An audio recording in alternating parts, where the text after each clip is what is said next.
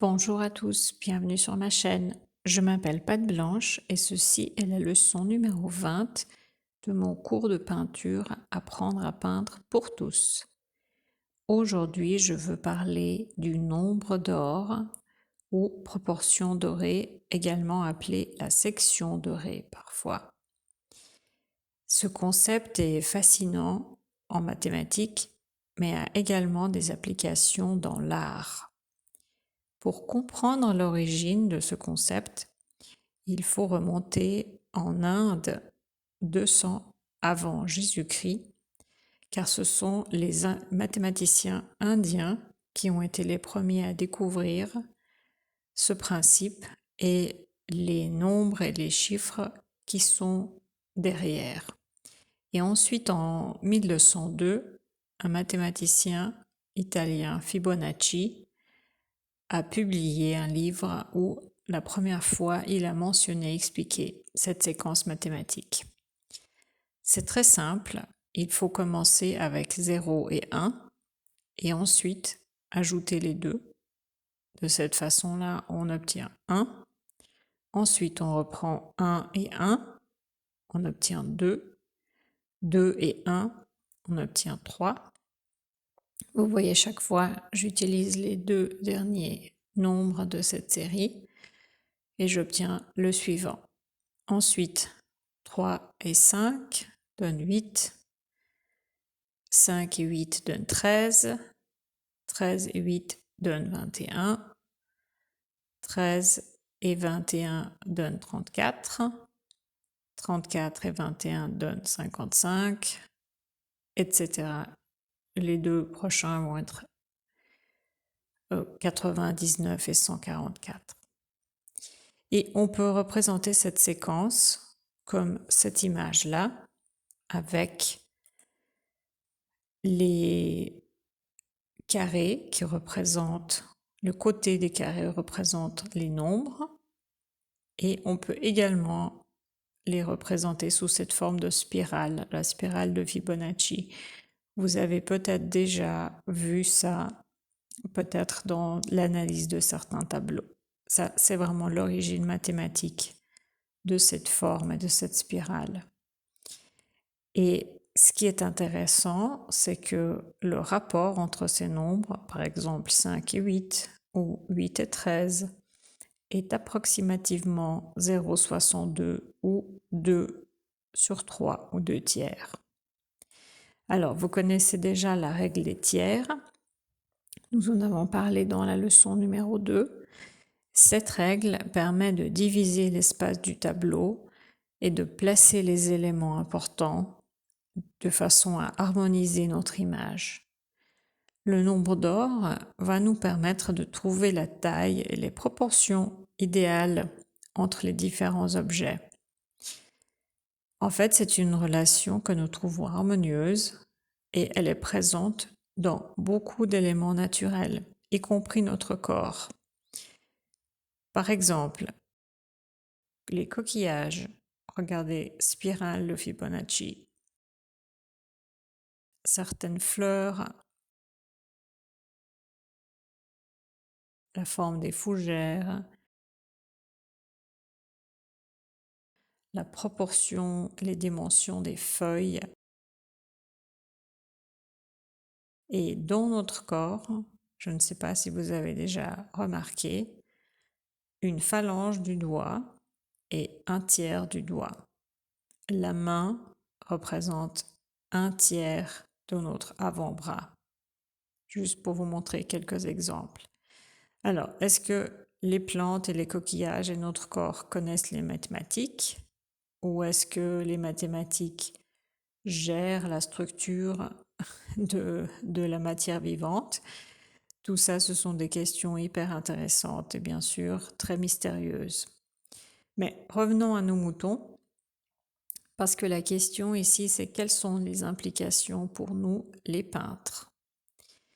Tout d'abord, la première implication que je veux mentionner, c'est de placer le centre de notre composition. Décider de placer ce centre correctement.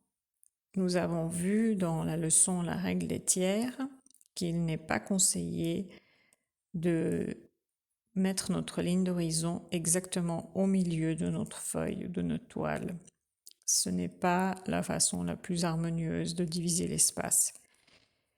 Ce qui est conseillé, c'est de placer votre ligne d'horizon comme ceci en bas ou un petit peu plus haut, un tiers du haut ou un tiers du bas. Pour le centre de la composition, c'est un peu la même chose. Il faut choisir où est-ce que vous allez placer votre centre de composition et de préférence pas au milieu.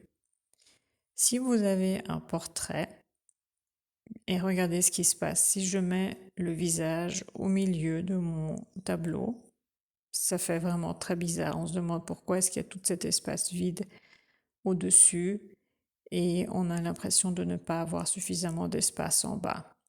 Par contre, si je place le centre de ma composition, le visage et le centre d'intérêt qui sont les yeux principalement, j'ai une leçon aussi sur les centres d'intérêt.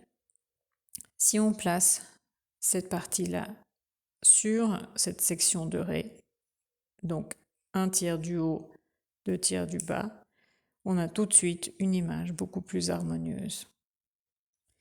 Autre exemple, je vais peindre ou dessiner une maison et un arbre. Si je dessine ma maison et mon arbre 2 fois plus grand, vous voyez que ça fait un peu, les proportions ne jouent pas, ça fait un peu bizarre. Si je prends et je dessine la maison et mon arbre un tiers plus haut que ma maison, c'est tout de suite mieux. Restons avec les arbres parce que souvent c'est un sujet qui pose problème. Regardez, si je prends un arbre et je dessine un autre arbre à côté, 2 fois plus petit, on a tout de suite l'impression, on a même l'impression que ces deux arbres ne sont pas à la même distance de nous. On a l'impression que l'arbre qui est plus petit est quasiment plus loin. Donc en fait, ça nous donne une illusion de perspective. Alors, si c'est ce que vous voulez, tant mieux. Mais si vous voulez dessiner une rangée d'arbres, vous voyez que cette proportion ne fonctionne pas. Et ce qui fonctionne beaucoup mieux, c'est de prendre à nouveau cette section dorée ou le nombre d'or et prendre, si je prends comme unité mon arbre le plus haut, le prochain devrait être à peu près 2 tiers. L'autre suivant, je peux le refaire à la même hauteur. Encore 2 tiers, 2 tiers de 2 tiers, etc., etc., pour arriver à quelque chose d'assez organique. Et même chose, mêmes idées, même concept pour une nature morte. Je vais regarder comment je peux placer mes objets sur ma surface. Je vais à nouveau placer mon support parce que dans une nature morte, bien sûr, il y a aussi le support. Nos objets ne sont pas en lévitation dans l'air. Je divise mon espace, un tiers. Et ensuite, je vais faire une composition très simple avec 3 objets. Je vais choisir le plus gros objet, je vais le placer. Et l'objet suivant, 2 tiers de cet objet. Et troisième objet, peut-être un tiers du deuxième objet. Donc vous voyez que de cette façon-là, on a une cohésion et une harmonie entre les différents éléments de la peinture. Donc ce nombre d'or, cette règle nous permet en plus avec la règle des tiers d'harmoniser les différents éléments, la taille et l'emplacement de nos éléments dans notre image. Si ce contenu vous a plu, merci de laisser vos likes, de vous souscrire à ma chaîne et de cliquer la clochette de notification de nouveaux contenus. Je sais que j'ai été assez vite, mais j'espère que c'est clair. N'hésitez pas à me poser vos questions, laissez vos commentaires. Et je vous invite bien sûr à regarder les tableaux des grands maîtres pour voir comment ils ont appliqué ces méthodes, ces principes. Et vous allez voir que c'est assez évident une fois qu'on sait bien sûr regarder et chercher cette règle d'or. Voilà, je crois que c'est tout pour aujourd'hui. Merci de m'avoir suivi et à très bientôt. Au revoir.